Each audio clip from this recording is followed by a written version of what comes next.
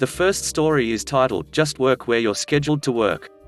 That's it. Say less, boss. Yesterday I was scheduled to work as a cashier, however my main thing is customer service, so on days that I'm scheduled to cashier, every once in a while, I'm most likely at the service desk anyways because there's never a closer for service desk. This has never been a problem, and to be honest, some days I don't think managers ever even notice I was supposed to be on a register. So it was an extremely busy day. We had way too many people in the store and not enough cashiers.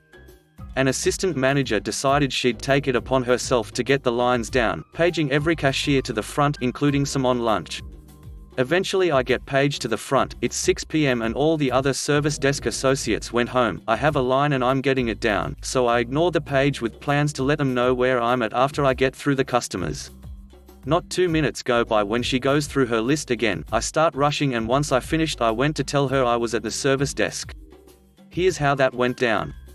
Me: hey, I heard you paging me to the front, but I'm already here. I'm at the service desk, there's no one over there. AM: I paged you 10 minutes ago. I need people on the registers. You're not supposed to be at the service desk right now, it's supposed to be. Me: both closers called off. There's no one there, that's why I went over there. AM: no one sent you there? Me: well, no, but. AM: then you don't go there.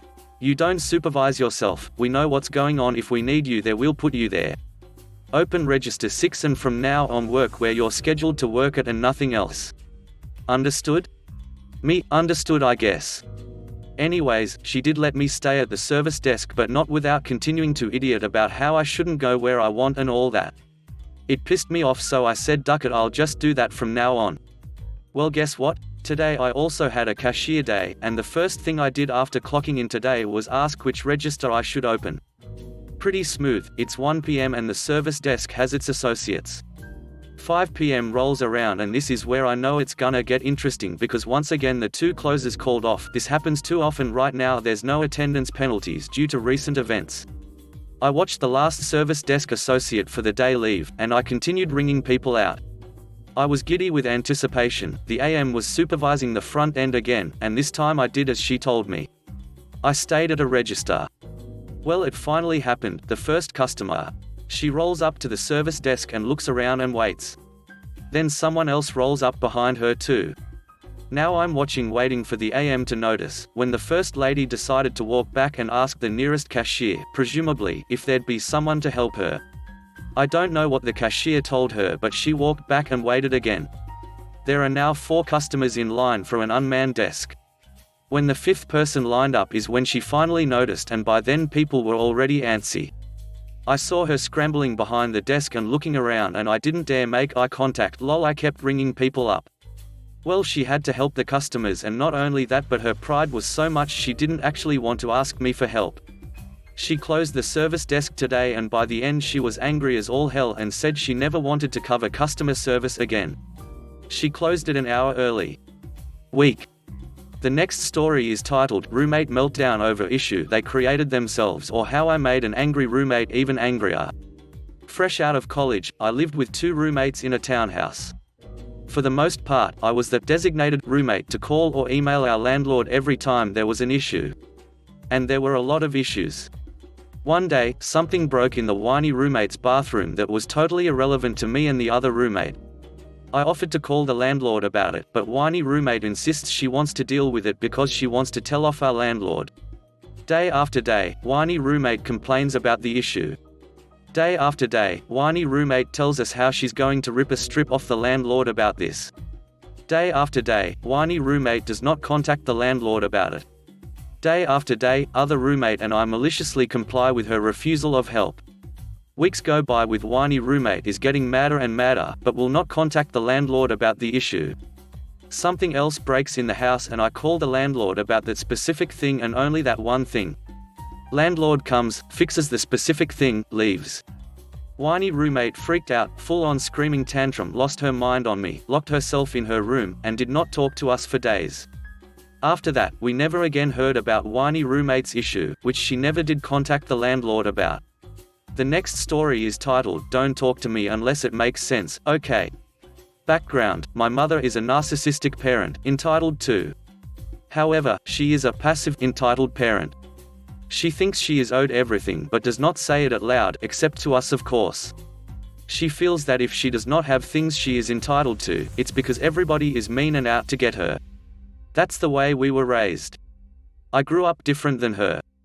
Even though I 29F, still lives at home along with my sister 35, we managed to bear our mum a little more since we realized she was narcissistic and that most of the things she blamed us for was actually her fault. No need to try and get her proud of us, she is incapable of that.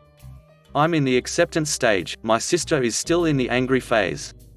Another essential element, my mother is on the everything is a matter of luck team, and I'm on if you don't work hard for something you won't get it team. We are very different. She is conservative, woman should not work nor go to university, get married and have kids, religious, homo-skeptic, meaning she is not against the LGBTQA+ community, she just thinks we're all going through a phase, that it does not last, and discriminatory. I'm asexual, aromantic, child-free, self-partnered, I've got a master's degree, and I'm non-binary. To her, except for the master's degree, everything is just a phase, I haven't met the right guy yet. So basically, each time we have a conversation about politics, health, religion, or even TV series, one will say something that will shock her, and she will end the conversation by saying, I never understand what you're saying, code for, I strongly disagree. Okay. A few months ago, we were having one of those conversations. She got furious when I talked about a TV series that I like and that stage a gay man in a high position of power without putting the emphasis on the fact that he was gay, and that I liked the idea that him being gay was anecdotal and not an integral part of his character. Basically, the character was present for like 10 episodes before he is seen in his office eating a burger, and facing the puzzled looks on his colleague's face says something like, "What? My husband had decided that we would eat healthy at home. And I liked that." My mum got upset and told me the customary sentence, I never understand you. What you say does not make sense. But this time she added, don't talk to me unless it makes sense. Okay. I haven't had a conversation with my mother for about 6 months. We live together. We still speak to each, hello, good night, do you have an appointment? But we no longer have conversations. Yesterday she asked me about it, and I told her, you told me not to talk to you unless I was going to make sense, but I never do for you, so I guess we cannot talk anymore. I said this in an innocent tone, she just answered, I guess you, rewrite. The crazy thing is, I actually feel relieved not to have conversations with her anymore. I always felt like I was on trial or something. The next story is titled, Parent Gets Exactly What She Wanted. So I used to work at a before and after care place as a site coordinator. Basically, I was in charge unless my boss was there. We had so many entitled parents who never thought their precious little angels ever did anything bad. Let me preface this by saying I absolutely love working with kids. They are the best part of my job, but the worst part of my job is usually the parents, though there are some pretty amazing parents. Now I worked there for about 2 years. There was this one kid who was in first grade the first year I was there and was super sweet, never got in trouble, always doing what we asked, etc. Well, the following year, he became friends with some of the older boys and started acting up a lot more. Like, basically every single day he would get in trouble and lose some time from his free time. Because there was usually so many of us working, about 5 every afternoon shift, a different teacher would catch him, take time away, and then tell his mum when she came to pick him up that he was roughhousing. This happened every day for the first 2 weeks of school. We were well within our rights to write the kid up 3 write-ups and you could be removed from the program, but because we knew how he was from last year, and because it was usually a different teacher disciplining him, it never got to the point that any of us felt he needed to be written up. Until Mum freaking complained. She set up a meeting with our director, my boss, and basically said those teachers are bullying my 8-year-old son, unless he is written up I don't want to hear another thing about it. When my boss called me and told me, I was furious. First off, we had about 50 kids every afternoon, why would 5 freaking grown adults want to bully your 8-year-old when we have 49 other kids to worry about? Second, why are you blaming us for what your son is doing? Obviously the behavior isn't changing. Cue malicious compliance. So I got my co-workers together and they were furious at first. But then I said, with a huge smile, so I don't want any of you bothering Mum unless he gets written up. All of my co-workers smiled, knowing exactly what I wanted them to do. It took maybe 10 minutes for us to catch the kid roughhousing again. Immediately, we took away some time from his free time, sat him down, and did the write-up. The kid has to be there so that we can ask why they did it, explain why they're getting written up, yada yada, and the kid just starts crying. Now I hate seeing kids cry, but at this point he had been being a little jerk, so he kind of deserved it. I signed off on the write-up, along with my co-worker, and my co-worker went right up to Mum with it when she got there. Her face turned beet red as she glared at her son before signing it without another word and stormed out, him following along sheepishly. We laughed about it later, and didn't have another issue with the boy. He went right back to being an actual angel. Edit, I just wanted to clarify some points that I didn't think I'd have to actually write out to make us look like we were doing our job proper, but apparently I do. First off, the boy had a younger sister who was also a sweet angel, so we knew the boy could do it. He just made friends with the wrong kids. Second, the way write-ups worked at our site was based on a 3 acts kind of system. Basically, if we had to tell you to stop doing something more than 3 times in one afternoon, you deserved the write-up, and this kid was usually only told twice in an afternoon to stop before the problem was resolved. It was really just horse playing and playful shoving, absolutely nothing serious. They were elementary kids, so if we wrote kids up for every single infraction, I would have so much paperwork to do that I would never get to go home. They're just kids, of course they're going to act up every once in a while, that wasn't the issue. And obviously Mum had the ability to get him to stop doing it. We never tried to play favorites because of his behavior the year before. I'm actually not really sure what was up the mum's butt, considering the few times we told Dad about the behaviors. Mum and Dad were still married. Mum was main pickup though because of Dad working longer. The dad would apologize to us. I don't know what Mum did to get him to stop, but I wish she had done it when we first told her about his behavior. Would have saved me a lot of headache. The next story is titled, Don't Touch My Stuff. In college, I had a randomly assigned roommate that I did not get along with at all.